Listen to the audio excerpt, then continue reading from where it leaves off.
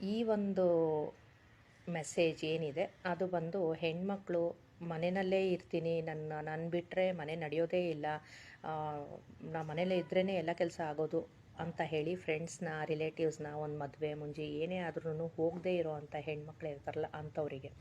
So ಒಂದು ದಿನ ಒಂದು ಹುಡುಗಿ ಇರ್ತಾಳಂತೆ. ಸೊ ಮದುವೆ ಆದಮೇಲೆ ಅತ್ತೆ ಮಾವ ಗಂಡ ಮಕ್ಕಳು, ಸೊ ಇವರ ಸೇವೆನಲ್ಲೇ ನಿರತವಾಗಿರ್ತಾಳೆ. ಸೊ ಇವಳು ಮನೆ ಬಿಟ್ಟು ಹೊರಗಡೆ ಒಂದು ಸ್ವಲ್ಪ ಹೊತ್ತು ಬಂದ್ರೂ ಮನೆ ನಡೆಯೋದಿಲ್ಲ ಅನ್ನೋ ಅಂತ ಒಂದು ಮೈಂಡ್ ಸೆಟ್ಟಲ್ಲಿರ್ತಾಳೆ. ಒಂದು ಫೈನ್ ಡೇ ಇವಳಿಗೂ ವಯಸ್ಸಾಯಿತು, ತೀರೋಗ್ತಾಳೆ. ಆ್ಯಂಡ್ ಇವರ ಹಸ್ಬೆಂಡ್ ಬಂದು ರೆಸ್ಟೋರೆಂಟಲ್ಲಿ ಫ್ರೆಂಡ್ಸ್ ಜೊತೆನಲ್ಲಿ ಕೂತ್ಕೊಂಡು ನಕ್ಕೊಂಡು ಏನೋ ಪಾರ್ಟಿ ಮಾಡ್ತಾ ಇರ್ತಾರೆ. ಈ ಒಂದು ತೀರೋಗಿರ್ತಾಳಲ್ಲ ಆ ಲೇಡಿಯವರ ಫ್ರೆಂಡು ರೆಸ್ಟೋರೆಂಟಿಗೆ ಬರ್ತಾಳೆ. ಸೊ ಅಲ್ಲಿ ಈ ಫ್ರೆಂಡ್ ಅವ್ರನ್ನ ಹಸ್ಬೆಂಡ್ ಕೂತ್ಕೊಂಡಿರ್ತಾರಲ್ಲ ಅವ್ರನ್ನ ಹೋಗಿ ವಿಚಾರಿಸ್ತಾಳೆ.